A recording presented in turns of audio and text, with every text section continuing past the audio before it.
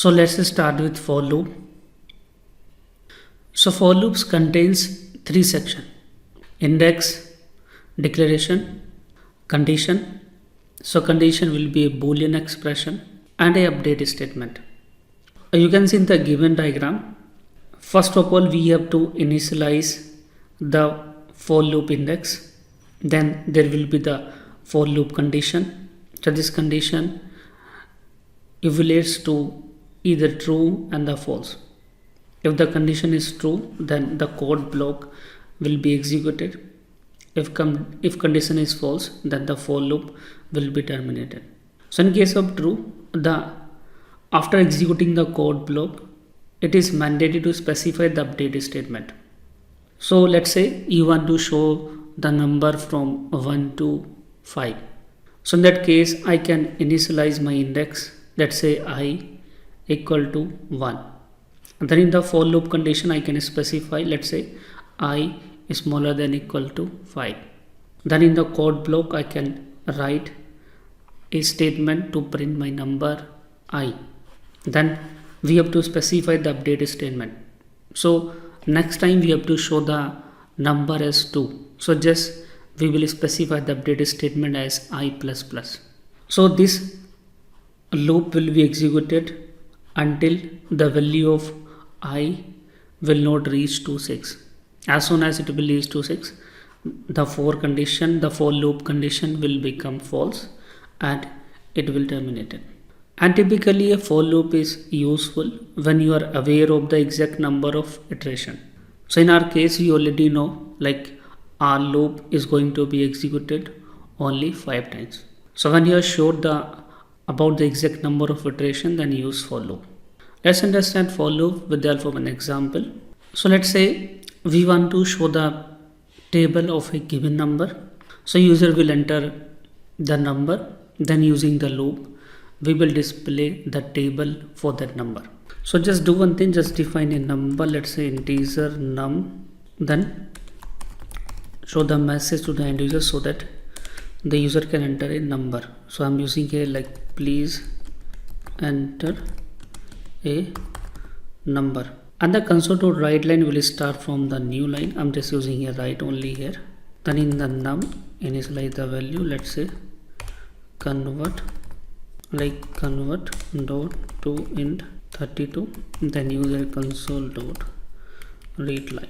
Now here I want to show the table for this number, so just use a for loop statement and here define the index. So I'm using here I equal to 1, then condition I'm using here I equal to I smaller than equal to 10. So I already know the exact number of iteration, so these are 10. Then specify the update statement, that is I++. Then define the for statement block. In the for statement block I can show the table, let's say. So I want to show the table here to 0. For the visibility I'm using here X so that it will look like the multiply. Then 1, then use here whatever the result we will have here, the result will be here in 2. So in place of 0 it will be here the given number.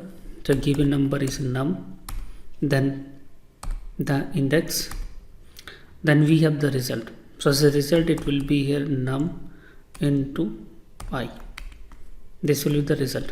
And finally just use here console dot read key, and here you can also show a message like table of a given number is, that's a table of given number, and just show the number as well. What is the number we have? The table of given number as, then show the given number, it will be here num. That's it. Now run the program and see.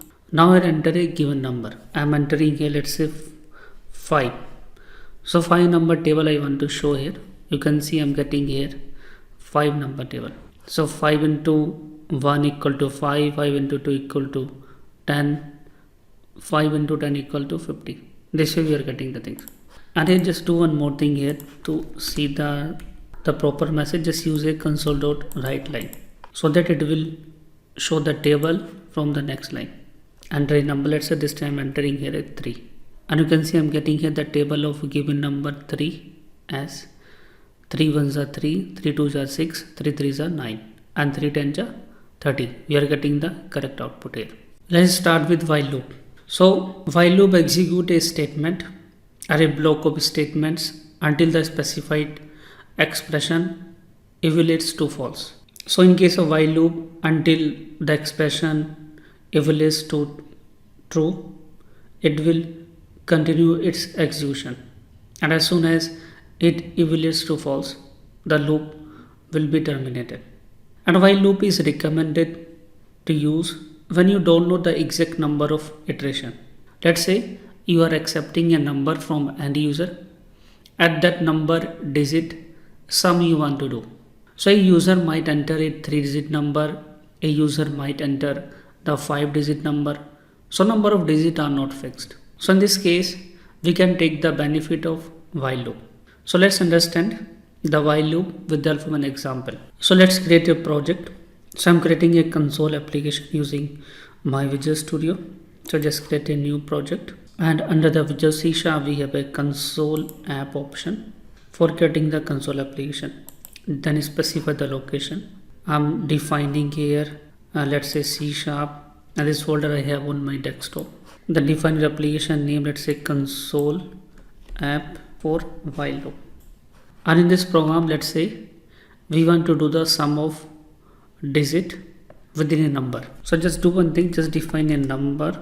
I'm defining a number as integer num1. So before accepting the value for the num1, just show the message to the end users. Let's say please enter a number. Now get this number value num1 equal to, it will be here console.readLine I'm using here for reading the value. And this num1 is integer type, but if you will see, it is going to return in a string. So we have to do typecasting here. So just do typecasting convert.to int 32. That's it. Now here what are the number we are getting here? This number digit we want to sum. So for sum, I'm defining here a number sum as 0. Now I just use while loop, and in the while loop I will check, just repeat this loop until num not equal to 0. And now here in the sum, what we have to do, just get the last digit for a number. I'm getting the last digit for a number by dividing this number by 10. It will give us the last digit for our number. Now this last digit I have to add into the sum so that we can add all the digits one by one. And after doing the sum here, now just remove that last digit. So I'm using here num1 equal to num1 divide by 10. So it will remove the last digit because now we are not getting the remainder. So here we will get the remainder. And now here we can show the message here. Let's say console.writeLine. Then I show the message like sum given number. For showing the given number, just use here curly braces 0, sum of given number digits, then show that number. So first of all, at the 0, just use here num1, and the sum will be here sum.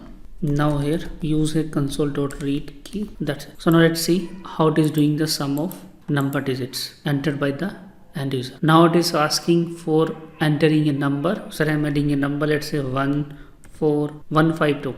You can see here I'm getting the number, the sum of digit is 8 here. The thing is, if you are getting here finally the num1, I'm getting here as 0. So that's why it is showing me the num1 value as 0 here. We are not getting the number which we have entered at the time of receiving by the end user. So we can do one thing here. We can define a one number here, let's say original, and in this original number I can assign this value.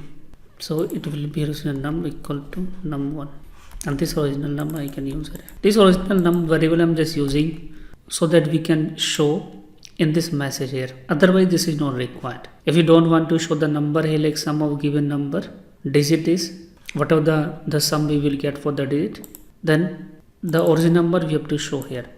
If you are not displaying them in the message, then it is not required. So let me show you. So I just enter a number. I'm entering here, let's say 165. Then let's see what is the sum of the given number. The sum of given number 165 digits is 12. So here 6 plus 1 7 plus 5 12. It is perfect. So in this case we can use while loop for repeating these set of statements here. So let's start with do while loop. So do while loop is similar to while loop, except that it evaluates the expression after the code block has been executed. So do while loop executes at least one time, and further execution depends upon the do while loop expression. And do while loop is useful when you are sure about one time execution of your loop, and the further execution depends upon the specified condition. So you can see in the diagram, the code block is at the top level, so it will be executed at least one time. But further, this code block execution depends upon whether the do while loop condition is true or false. If it is true, it will continue its execution. If it is false, then it will be terminated. So let's understand the do while loop with the example.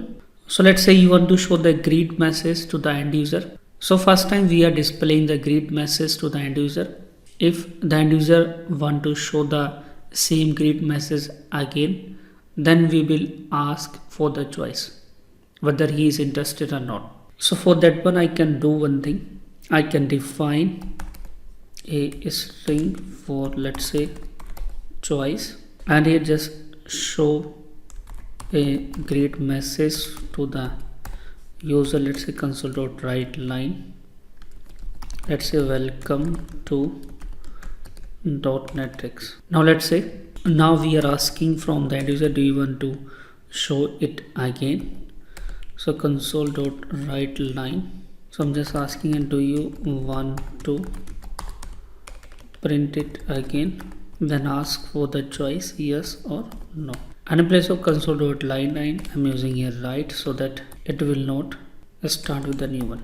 So here at least one time I want to show this greet message to the end user, but further execution will depends upon the choice. So here we will use a choice equal to, let's say, yes. Now just receive the choice from the end user. So choice I'm going to receive from the end user, let's say console.read line.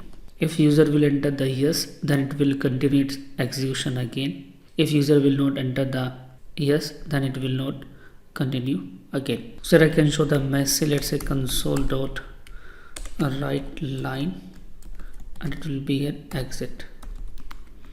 So we have exited as soon as user will enter the and like no. And I use console.read key. So let's check. You can see here I'm getting the by default greet message as welcome to .NETX. So do you want to print it again? Yes, I want to print it again. So again it is showing the message welcome to .NETX, and again it is asking for the, do you want to print it again or not? No, I don't want to print it again. You can see this time we exit from the loop. So in this way do while loop we can use. So wrap those statements in the do while loop which you want to execute at least one time, and further execution will depends upon what are the condition you are giving here.